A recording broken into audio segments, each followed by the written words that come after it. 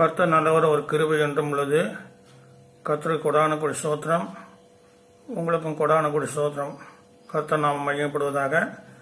இன்றைய தினத்திலும் உங்கள் மத்தியில் பேச கர்த்தர் வாய்ப்பளித்த கர்த்தருக்கு கொடான கொடி ஸ்தோத்திரம். இந்த நாளிலும் கர்த்தருடைய வார்த்தை தியானிப்போம். கர்த்தருடைய வல்லமை பற்றி இன்றைய தினத்தில் தியானிப்போமாக. கர்த்தர் நல்லவர், ஒரு கிருபை என்றும் உள்ளது. சங்கீதம் 145வது சங்கீதத்தில் 12வது வார்த்தை வாசிக்கிறேன். உமது ராஜ்யத்தின் மகிமையை அறிவித்து உமது வல்லமையை குறித்து பேசுவார்கள். உம்முடைய ராஜ்யத்தின் மகிமையை அறிவித்து உம்முடைய வல்லமையை குறித்து பேசுவார்கள். ஒன்று மகிமை, ரெண்டாவது வல்லமை குறித்து பேசுவார்கள் சொல்லிட்டு சங்கீதக்காரன் சொல்றாரு. சங்கீதம் 145 12வது வார்த்தை. அதனால தேவனுடைய வல்லமையை பேச போகிறேன். தேவனுடைய மகிமைக்காக. கர்த்தர் நல்லவர், அவர் கிருபை என்றும் உள்ளது. ஹல்லேலூயா. கர்த்தர் நல்லவர், அவர் கிருபை என்றும் உள்ளது. ஜீசஸ். சங்கீதம் 59வது சங்கீதத்தை பார்ப்போம். சங்கீதம் 59. சங்கீதம் 59ல் 16-17வது வார்த்தை நான் வாசிக்கிறேன். பாருங்க. நானும் உம்முடைய வல்லமையை பாடி காலையிலே உம்முடைய கிருபையை மகிழ்ச்சியோடு புகைவேன். எனக்கு நெருக்கம் உண்டான நாளிலே நீர் எனக்கு தஞ்சமும் உயர்ந்து அடைக்கலமானீர். இங்கே உம்முடைய வல்லமையை பாடி சொல்றாரு சங்கீதக்காரன். அங்கே உம்முடைய வல்லமை பேசுவார்கள் சொல்றாரு. இங்க பாடுவாங்க, உம்முடைய வல்லமை குறித்து பாடுவாங்க சொல்றாங்க. நானும் உம்முடைய வல்லமையை பாடி காலையிலே உம்முடைய கிருபையை மகிழ்ச்சியோடு புகைவேன். எனக்கு நெருக்கம் உண்டான நாளிலே நீர் எனக்கு தஞ்சமும் உயர்ந்து அடைக்கலமானீர்.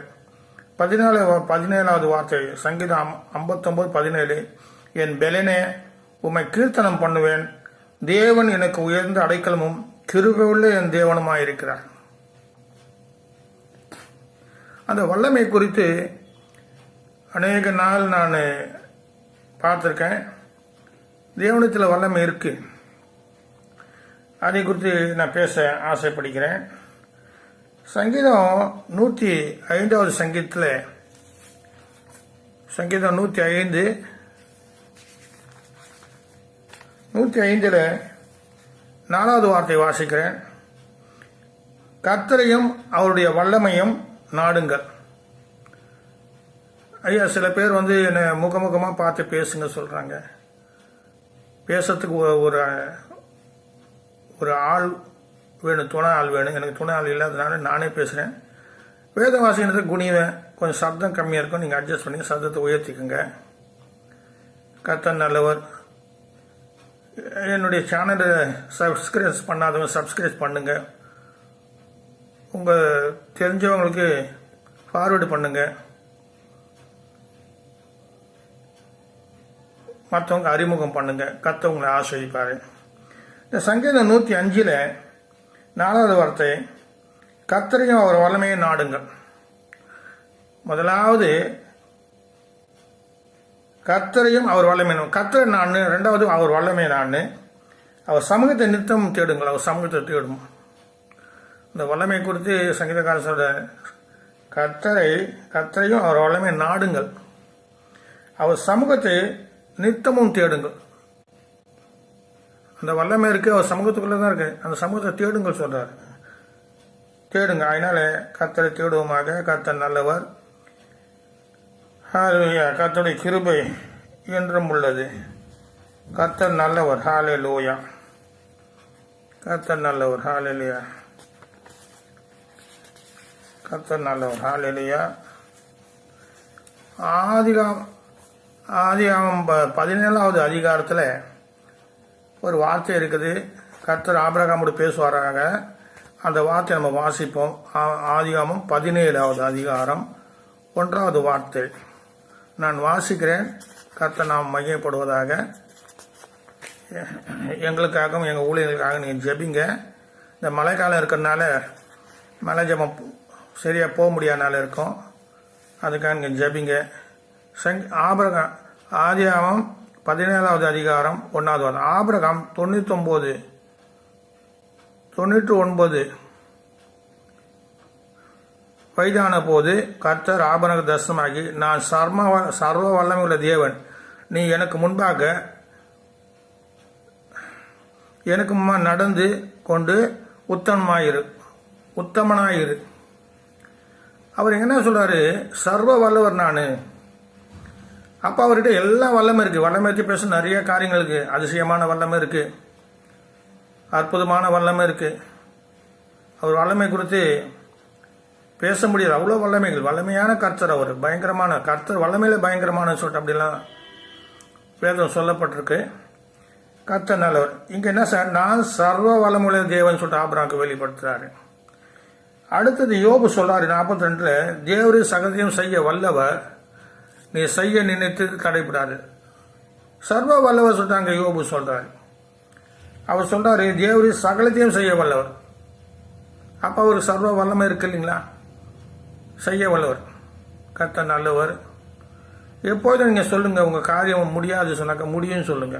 எப்படி சொன்னாக்கா, லூக்கா அதிகாரத்தில் தேவதூதன் பேசும்போது இது எப்படி ஆகுன்னு சொல்லிட்டு அந்த மாதிரி கேட்குறாங்க. லூக்கா 1:37, தேவனால் கூடாத காரியம் ஒன்றுமில்லை, தேவனால் எல்லாம் கூடும். தேவனால் கூடாத காரியம் ஒன்றுமில்லை, சர்வ வல்லவராக கூடாத காரியம் ஒன்றுமில்லை. அதே தான் சொல்றது மத்திய 3:9 வார்த்தை. ஆபிரகாமுக்கு பிள்ளைகள் உண்டு பண்ண வல்லவராக இருக்கிறார் கர்த்தர். ஆபிரகாமுக்கு பிள்ளைகள் உண்டு பண்ண வல்லவர். நமக்கு நன்மை செய்ய அவர் வல்லவர். நமக்கு அற்புதம் அதிசயம் செய்ய வல்லவர். அதனால அந்த வல்லமையான தேவனை வல்லமையோடு துதிக்கணும். அவர் சங்கீதக்காரன் சொல்றாரு, எப்படி சொல்றது, அவர் சொல்றாரு ஹல்லேலூயா. சங்கீதம் 60 தானியேல் 2:20 தானியேல் அதிகாரம்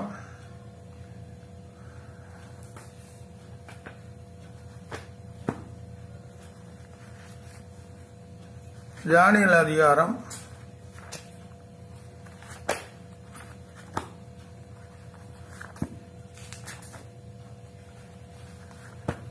ஹல்லேலூயா ஸ்தோத்திரம்.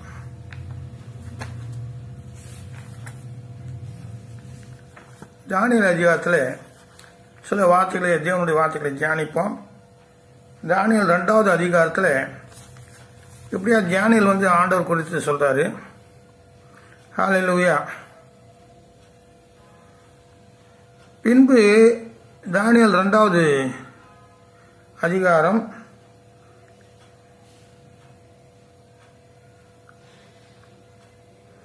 17 வாசிப்போம். பின்பு தானியேல் தன் வீட்டுக்கு போய் தானும் தன் தோழர்களும் பாபிலோனின் மற்ற ராணிகளும் கூட அழியாதபடிக்கு இந்த மரபுகளை குறித்து பரலோகத்தின் தேவனை நோக்கி இரக்கம் கேட்பதற்காக அனனியா, மிசாவேல், அசரியா என்னும் தன்னுடைய தோழர்களுக்கு அந்த காரியத்தை அறிவித்தான்.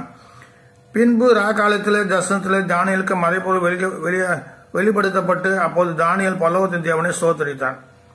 பின்பு தானியேல் சொன்னது, இதான் முக்கியங்க, தானியேல் 2:20 சொல்றாரு. பின்பு தானியேல் சொன்னது, தேவனுடைய நாமத்துக்கு என்றென்றைக்கும் உள்ள சதாக்களிலும் சோத்திரம் உண்டாவதாக, ஞானமும் வல்லமையும் அவருக்குரியது. அப்போ ஞானமும் வல்லமை யாருக்குரியது? கர்த்தருக்குரியது. கர்த்தர் நல்லவர். ஹல்லேலூயா. ஞானமும் வல்லமை கர்த்தருக்குரியது. அவர் காலங்களையும் சமயங்களையும் மாற்றுகிறவர். அவர் காலங்களையும் சமயங்களையும் மாற்ற, நம்முடைய காரியங்களை மாற்றக்கூடிய வல்லமை தேவனுக்கு இருக்கு. அதுக்காக ஜெபிக்கணும், அவர் வல்லமை பெற்றுக்கொள்ளணும். ஹல்லேலூயா. அவர் காலங்களை சமயங்களை மாற்றுகிறவர். ராஜாக்களை தள்ளி ராஜாக்களை ஏற்படுத்துகிறவர். ஞானிகளுக்கு ஞானத்தையும் அறிவாளிக்கு அறிவையும் கொடுக்கிறவர். அவரே ஆழமும் மறைபொருள்மானதை வெளிப்படுத்துகிறவர். இருள் இருக்கிறதே அவர் அறிவார், வெளிச்சம் அவருக்கு தங்கும். அதனால நான் முக்கியப்படுத்த காலங்களையும் சமயங்களையும் மாற்றுகிறவர் அவர். தானியேல் 2:21 அவர் காலங்களையும் சமயங்களையும் மாற்றுகிறவர். நம்ம ஜபிக்கும் போது மாறும். எஸ்தர் 9வது அதிகாரத்தில் 1வது வார்த்தை அப்படித்தான். அவங்க ஜபித்த போது காரியம் மாறுதலாய் முடிந்தது சொல்றாங்க. சில சமயம் நானும் ஜபிச்சுக்கிட்டே இருப்பேன், என் காரியத்துக்கு என் காரியங்கள் மாறும், சந்தோஷமா மாறும், சமாதானமா மாறும். அதனால ஜபம் பண்ணுங்க, கர்த்தருடைய வல்லமை உங்க மேல இறங்கும். அந்த வல்லமை நம்மளை விடுவிக்கும். ஹல்லேலூயா. கர்த்தர் நல்லவர். நீதிமொழிகள் 8வது அதிகாரத்தில் ஒரு வார்த்தை பார்ப்போம். நீதிமொழிகள் 8வது அதிகாரம். தேவனுடைய வல்லமை குறித்து இந்த வசனங்கள் சொன்னாதான் புரியும். ஹல்லேலூயா. நீதிமொழிகள் 8வது அதிகாரம் வாசிக்கிறேன். நீதிமொழி 8வது அதிகாரம், அதில் 14வது வார்த்தை. ஆலோசனையும் மெய்ஞானமும் என்னுடையவைகள், நானே புத்தி, வல்லமை என்னுடையது. கர்த்தர் வல்லமை என்னுடையது சொல்றாரு. வல்லமை யாருடையது? கர்த்தருடைய வல்லமை. அவர் பயங்கரமானவர், வல்லமையில பயங்கர பராக்கிரமசாலி. இப்படியெல்லாம் அநேக வார்த்தைகள் சொல்லப்பட்டிருந்தாலும் அவர் வல்லமை உள்ளவர். ஹல்லேலூயா. மகிமையான காரியங்கள் செய்தார் சொல்லிட்டு மரியாதைமா சொன்னாங்க. மகிமையின் தேவன் எனக்கு மகிமையான காரியங்கள் செய்தார்கள். லூக்கா 1 இருக்கு. கடந்து போவோம். அதனால இங்க என்ன சொல்லப்பட்டு, என்னால ராஜாக்களும் அங்க சொல்றாரு, ஆலோசனை மெய்ஞானம் என்னுடைய, ஞானே புத்தி, வல்லமை என்னுடைய சொல்றாரு. நான் ஏன் இந்த வல்லமை குறித்து குறிப்பா சொல்றேன்னு சொன்னாக்கா, ஒரு காரியம் சொல்றதுக்கு முன்னே இந்த வசனங்களை சொல்லி அந்த காரியத்தை சொன்னாக்கா உங்களுக்கு அது புரியும் சொல்லிட்டு தான் இந்த வேத வசனங்களை, இந்த வல்லமை குறித்து நான் உங்களுக்கு பேசுறேன். என்ன சொல்லி கேட்டாக்கா, 1 நாளாகமம் 29வது வார்த்தை.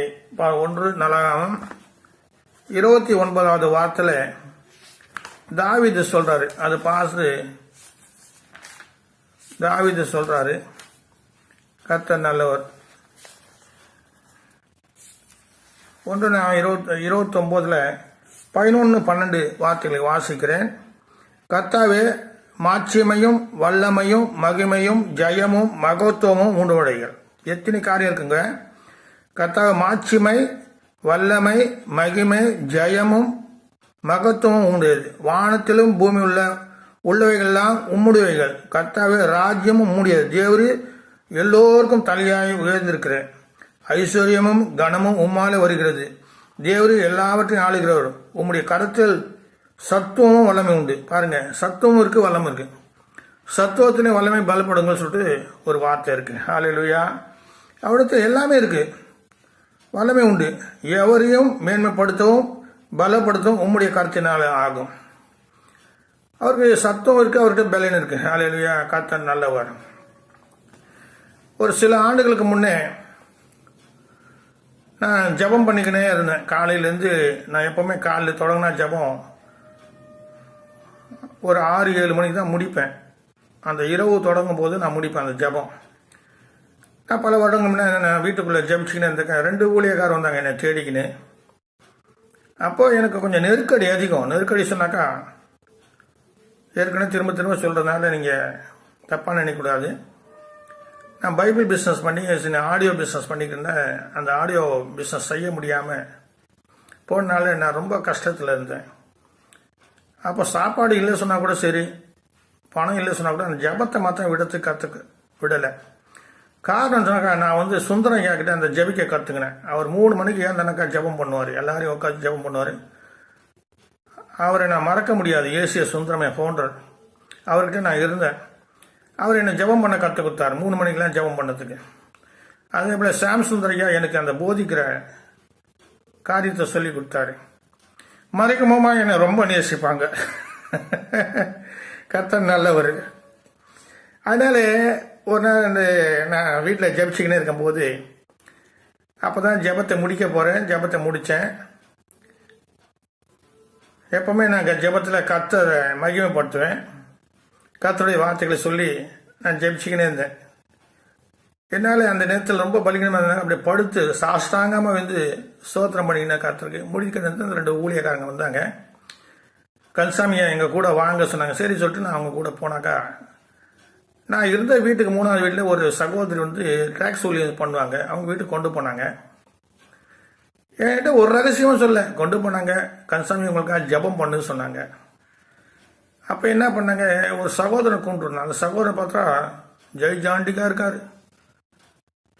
அவர் ஒரு தள்ளு நான் விழுந்துருவேன். அவர் கிட்டத்தட்ட 7 அடி உயரத்தில் நல்லா அஜானுபாவம் அந்த சகோதரனை கொண்டு வந்து நிற்க வச்சாங்க. இவருக்காக ஜெபம் பண்ணுங்க சொன்னாங்க. எனக்கு என்ன ஜெபம் பண்ணுறது தெரியல, என்கிட்ட எந்த ரகசியமும் சொல்ல. நேபுகாத்நேச்சார் கூட யார்கிட்டையும் அந்த ரகசியம் சொப்பனத்தை சொல்லவே இல்லை. ஆனால் தானியேலுக்கு அந்த சொப்பனத்தை தேவன் வெளிப்படுத்தினார். அப்போ நின்று அவங்க நிற்க வச்சாங்க, ஜெபம் பண்ணுங்க சொன்னாங்க. நான் என்ன பண்ண கையை நீட்டினேன். எனக்கு ஜெபம் பண்ண தெரியாது, ஆனால் கர்த்தருடைய வார்த்தை எனக்கு வெளிப்படுது. வல்லமை கர்த்தருடையது சொன்னேன். வல்லமை கர்த்தருடைய சொன்னோன்னே அந்த மனுஷன் அந்த வல்லமை தூக்கி அடிச்சது 8 அடியில் போய் விழுந்தார். நான் தள்ளனா கூட போய் விழ மாட்டேன், முடியாது. எனக்கு ஆச்சரியமா இருக்கு. நம்ம ஒன்றுமே இல்லாத மனுஷன், பலகீனமான மனுஷன், இவ்வளோ பெரிய உருவம் உள்ள மனுஷனை ஒரு கையை நீட்டி கர்த்தருடைய வல்லமை என்னுடைய மெயினில் இந்த வார்த்தை கேட்டது.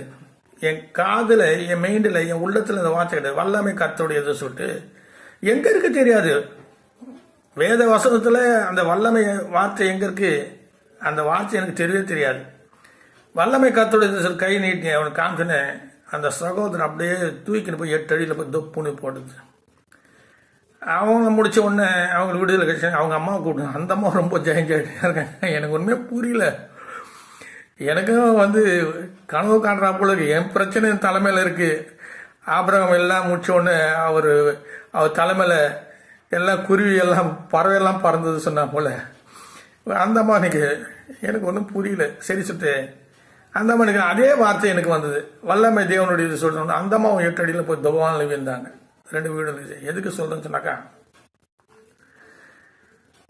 சங்கீதம் 62 அதுக்கப்புறம் தான் எனக்கு கர்த்தர் அந்த வார்த்தையை காமிச்சாரு. சங்கீதம் 62 10-11 வாசிக்கிறேன், கேளுங்க.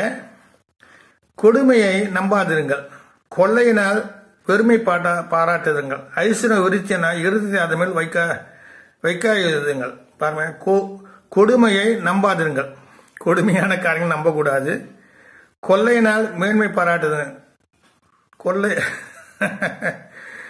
யார் யார் கொள்ளை அடிக்கிறாங்க தெரியல நமக்கு. ஆனால் இங்கே வசனம் சொல்லுது, கொள்ளையினால் பெருமை பாராட்டுதுங்கள், ஐஸ்வர்யம் விருத்தியானால். சில பேர் ஐஸ்வர்யம் விருத்தி ஆகுது, பயங்கரமா விருத்தி. அவங்க நினைச்சே இருக்க மாட்டாங்க, பல லட்சம் ரூபாய், பல கோடி ரூபாய். கடைசியில் அவங்க இறுதி அந்த பணத்து மேலே தான் இருக்கு. ஹல்லேலூயா. எப்பவுமே அந்த வேத வசனம் சொல்லுது இல்லையா, ஒரு ஆடு தொலைஞ்சி போச்சு 99. ஒரு ஆடுக்காக பிரியாசப்பட்டுனாக்கா அவன் சந்தோஷப்பட்டான். 2 காசுல 1 காசு அந்த விதவை கீழே தேடி எல்லாருக்கும் சந்தோஷப்பட்டா போல. எவ்வளோ பணம் சேர்ந்தா இன்னும் கொஞ்சம் பணம் சேர்ந்தா சந்தோஷம், பணத்தை சேர்க்குறாங்க. எங்கே தான் சொல்லு, இறுதி அங்கே போயிடுது. ஐஸ்வர்ய விருத்தியானா இறுதி அது மேல் வைக்காதீங்க. இங்கே தான் பாருங்க, சங்கீதம் 62:11. தேவன் ஒரு தரம் விளம்பினார், தேவன் ஒரு தரம் விளம்பினார், 2 தரம் கேட்டிருக்கேன் நான். பாருங்க, தேவன் ஒரு தரம் தான் விளம்பினார். வல்லமை கர்த்தருடையது என்கிட்ட சொன்னாரு. ஆனா 2 பேருக்கு அதே வார்த்தை சொல்லி அவர் சுகத்தை கொடுத்தாரு, விடுதலை கொடுத்தாரு. வந்த 2 ஊழியக்காரன் பயந்துட்டாங்க. ஒரு ஊழியக்கார சபை வச்சு ரத்தத்தால் மீட்கப்பட்ட சபை சொல்லிட்டு அவரும் பயந்துட்டாரு. இன்னொரு ஊழியக்காரர் பயந்துட்டாரு. என்னடா இந்த மனுஷனை கூப்பிட்டு தப்பா போச்சு, அப்படி அவங்க முகம்லாம் மாறி போச்சு. இப்படி நடக்கும், நானும் நடக்கல. அவ்வளோ பலகீனமா இருக்கேன், நிக்க கூட சக்தி இல்லை. ஆனாலும் வல்லமை தேவனுடைய சொன்னோன்னே அந்த 2 பேரும் என்ன பண்ணாங்க, அப்படியே பறந்து போய் 8 அடினேன். அதனால நான் என்ன பண்ணேன், தேவனுடைய வல்லமை எனக்கு இருக்கிறது நான் தெரிஞ்சுக்கினேன். அப்போ தேவன் இந்த வார்த்தையை காமிச்சது எங்க ஆண்டவர் சொன்னாக்கா, சங்கீதம் 60. தேவன் ஒரு தரம் விளம்பினாய், 2 தரம் கேட்டிருக்கிறேன். வல்லமை தேவனுடைய என்பது கிருபையும் உம்முடையது. ஆண்டவர் தேவரீர் அவனவன் செய்யத்தக்கதாக பலன் நினைக்கிறேன். அதனால நான் என்ன சொல்ல சொன்னேன், அதே சங்கீதம் 62 சொல்றாரு, என் ஆத்மாவே தேவனையே நோக்கி அமர்ந்துரு, நான் நம்புகிறது அவராலே வரும். அப்போ நம்புன்னு, தேவ வல்லமை குறித்து நம்புன்னு. பெரும்பாடுள்ள ஸ்திரீ இயேசு கிறிஸ்து தொட்டால் சுகமாவேன்னு சொல்லிட்டு அவசர தொட்ட விட சுகம் கிடைத்தது. ஆண்டவர் சொல்றாரு, என்னிடத்திலிருந்து வல்லமை புறப்பட்டு சொன்னார். சுற்றி இருந்தவங்கெல்லாம் ஒன்றும் புரியல. அவங்களுக்கு என்னடா இவர் சொல்றாரு சொல்லிட்டு சொல்றது இல்லை, என்னை ஒரு தொட்டம் ஒருத்தர் உண்டு, என்னோட வல்லமை புறப்பட்டு சொன்னார். அதுபோல உங்களுக்குள்ளேயே அந்த தேவன் அந்த வல்லமை வச்சிருக்காரு. அந்த வல்லமையத்தை நீங்க யூஸ் பண்ணுங்க. உங்களுக்கு வல்லமை இல்லை சொல்லாதீங்க. தேவனுடைய பிள்ளைங்களுக்கு வல்லமை கொடுத்துருக்காரு. ஹல்லேலூயா. வல்லமை நீங்க யூஸ் பண்ணுங்க. எப்பவுமே இந்த டேலண்ட்களை யூஸ் பண்ணும்போது தான் தெரியும். நான் கூட முத ஜெபிக்க தெரியாது. ஒரு நாள் ஏசிய சர்ச்சில் கடலூர்லேருந்து ஒரு குடும்பம் உட்காந்தாங்க. அந்த பொண்ணு மேலே செவினை கட்டு பண்ண வச்சேன். அங்கேருந்து வாட்ச்மேன் என்ன சொல்கிறார், இவர்கிட்ட போனால் ஜெபம் பண்ண சரியாயிடுன்னு சொன்னார். நானே பட்னி பசிமையாக உட்காந்துருக்கேன். ஏகப்பட்ட பணம் லாஸு. யார்கிட்ட போய் கேட்காது. இருக்கிறது என்கிட்ட கேட்டாங்க, நான் கொடுக்கல. அப்போ என்ன எப்படி கொடுப்பாங்க? என் மேலே கோபமாக இருந்தாங்க. கேட்கச்ச கொடுக்கல. அதான் சரி, கத்த நல்ல ஒரு கைவிடல.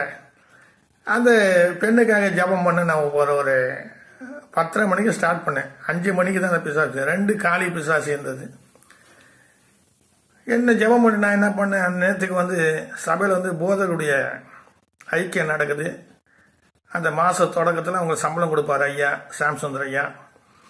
அந்த நேரத்தில் நான் எனக்கு கொஞ்சம் டயர்டாக இருந்தேன்னா அந்த பேய் பிடிச்ச பொண்ணை சொன்னேன், ஒரு ஓரத்தில் உட்காந்துக்க சொன்னேன். அது போய் உட்காந்துச்சு ஒரு தூண்கிட்ட.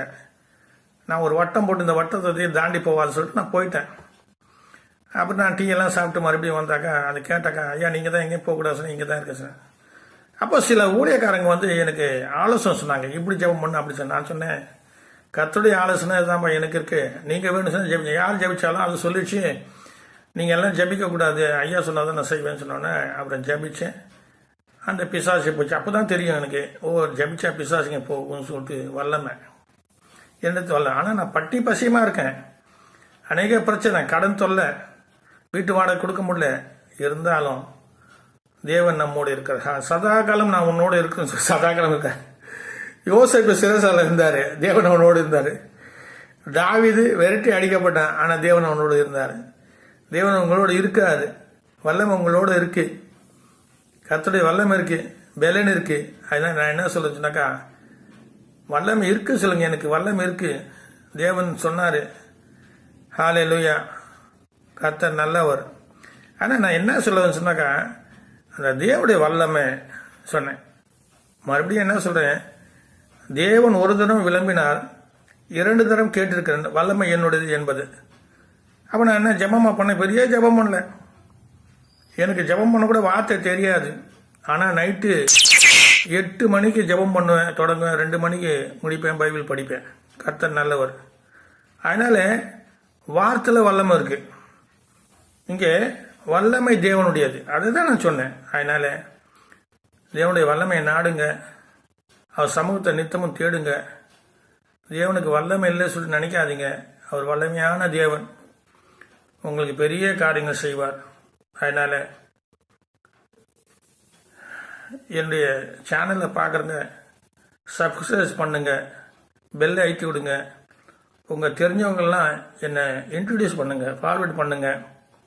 கர்த்தர் உங்களை ஆசீர்வதிப்பார். அதன் மூலமாக இந்த ஊழியம் கட்டப்படும். அதன் மூலமாக கர்த்தர் உங்களை ஆசீர்வதிப்பார். உங்களையும் உங்கள் பிள்ளைங்களும் உங்களை எல்லாவற்றையும் ஆசீர்வதிப்பார் சொல்லி, கர்த்தருடைய வல்லமை உங்கள் மேலே தங்கும் என்று சொல்லி நான் ஆசீர்வதித்து முடிக்கிறேன். வல்லமை தேவனுடையது, வல்லமை தேவனுடையது, வல்லமை தேவனுடையது. ஆமென்.